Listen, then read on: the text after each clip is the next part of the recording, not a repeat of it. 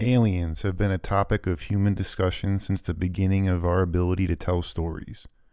I don't know where I actually stand on aliens, to be honest with you. Somewhere between religion and madness. But if aliens did show up, I think this is the way they would do it.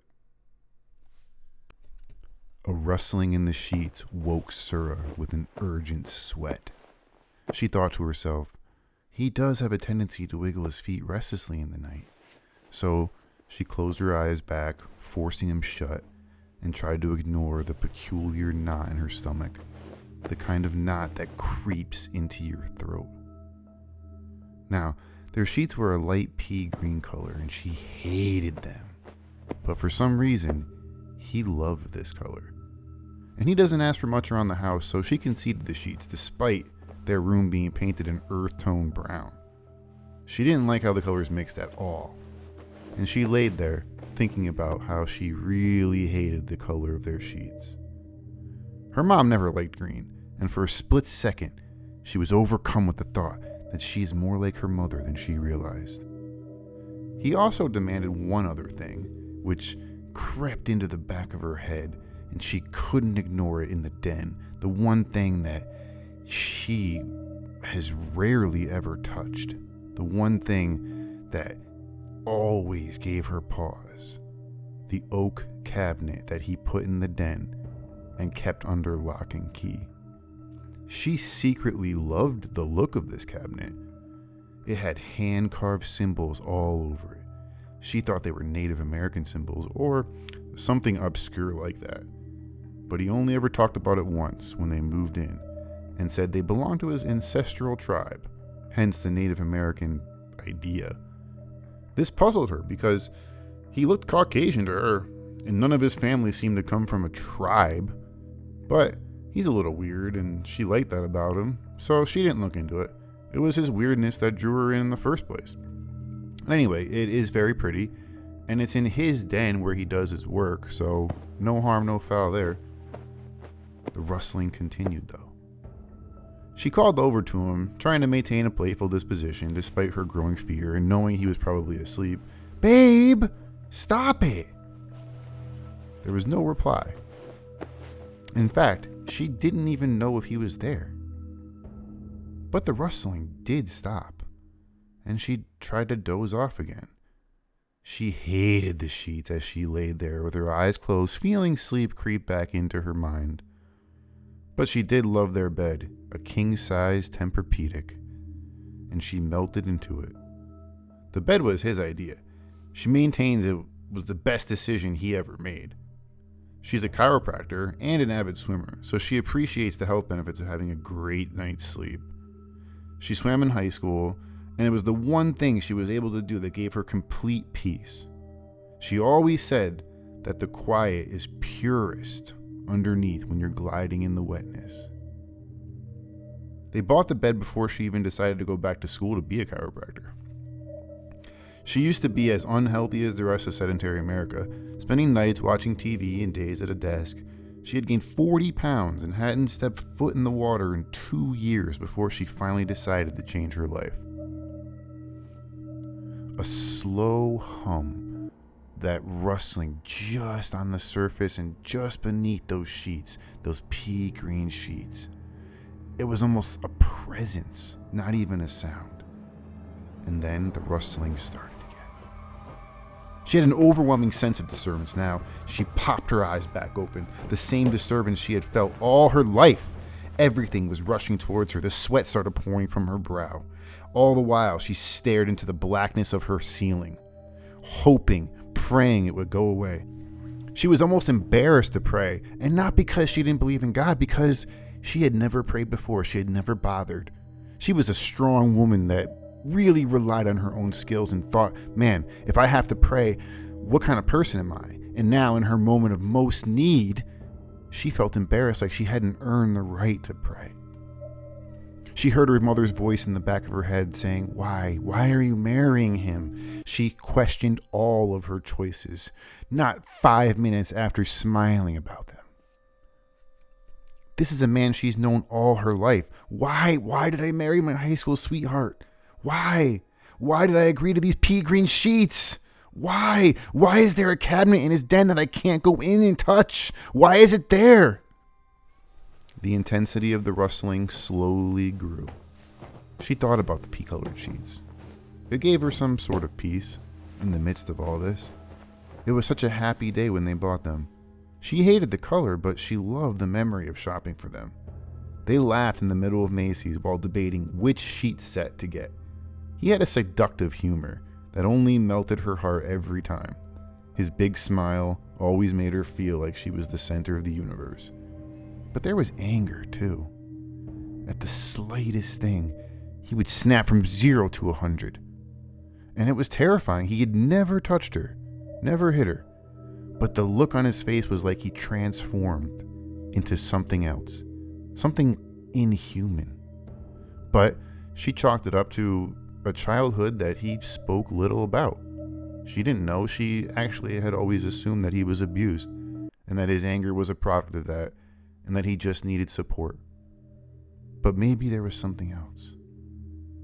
In high school, she met him because he sat behind her in English class.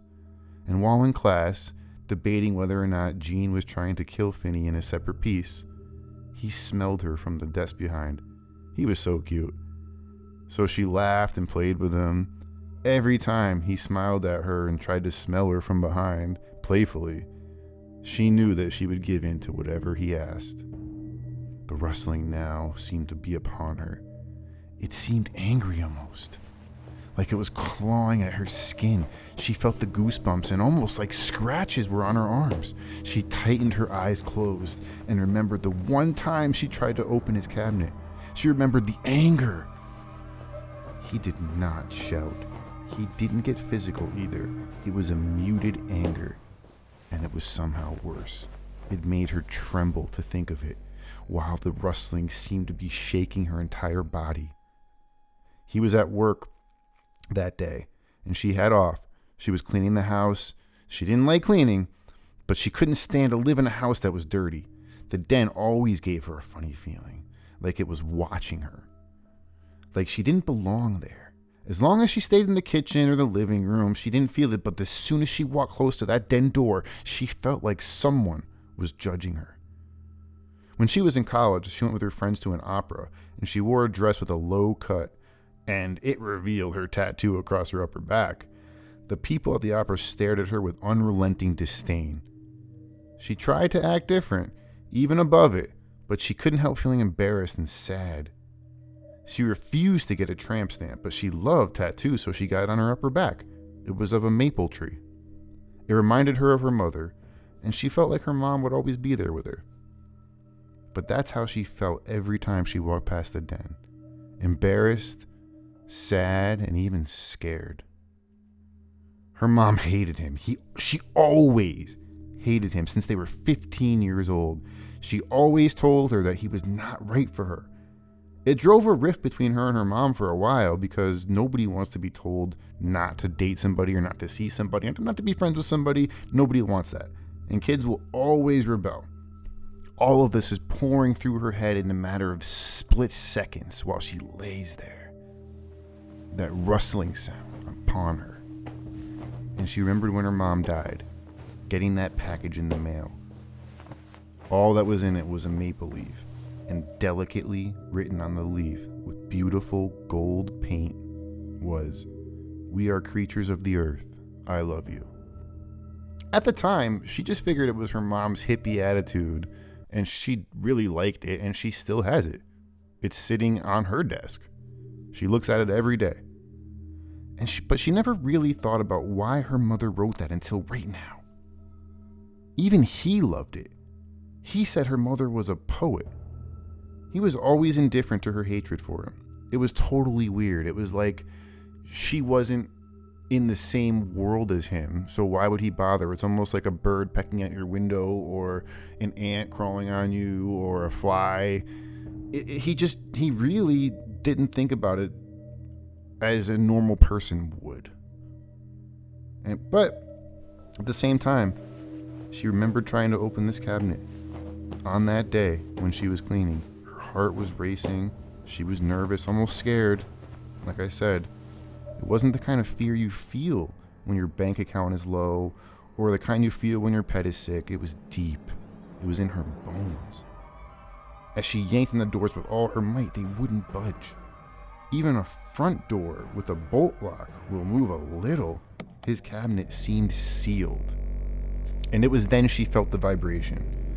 She chalked it up to fear at the time, like that excitement vibration you get before a roller coaster or before hunting or before you do something that really excites you, but it wasn't that. Now, in the midst of this rustling in the middle of the night, she knows that vibration was something telling her that you are not wanted. She did not belong there, and at that time she left, and as she was leaving, she felt like she did when she was little and pretended that a monster was following her. It was a game she played, and she would get butterflies in her stomach from pretending it was so real, and she would run away back home. She tried to run away now. She forced herself to think of something else. She forced herself to pull the covers off.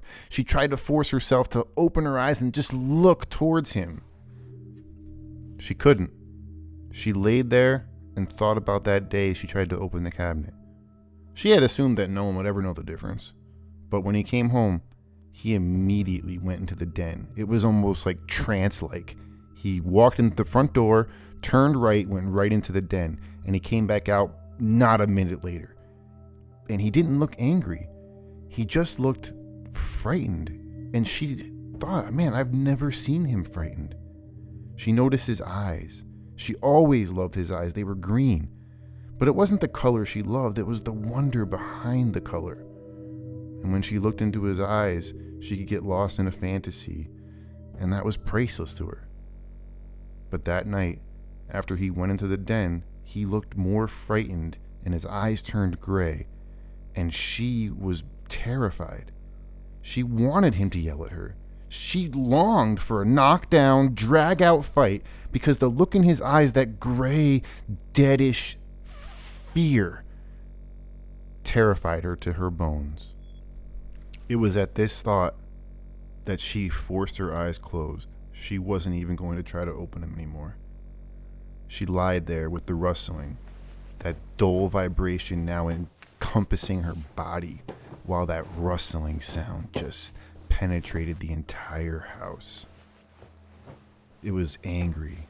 It clung to her like a sticky feeling in high humidity. Her fear was boundless and evermore. She felt it now in her soul.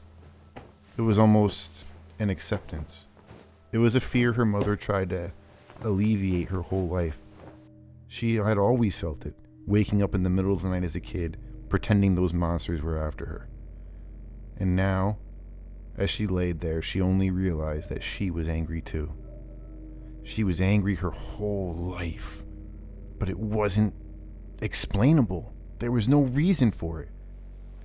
And she just thought about her mother's leaf. She reached over to the nightstand as if it was there, but it wasn't.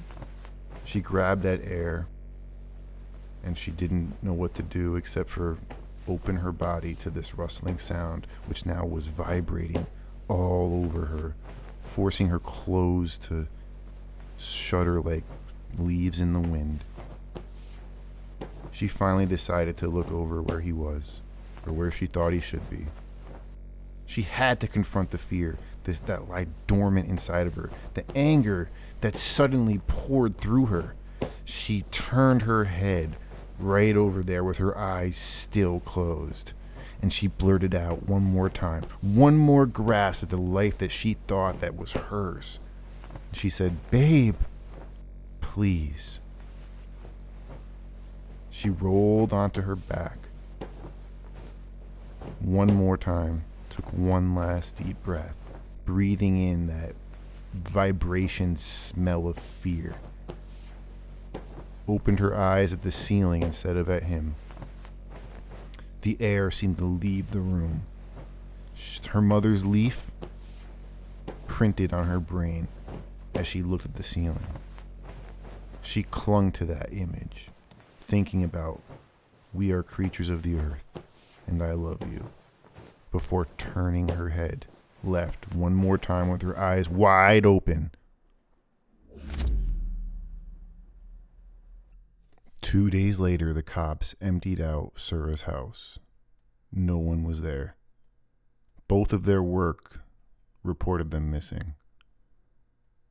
The cops showed up for a wellness check. Couldn't get anybody to answer.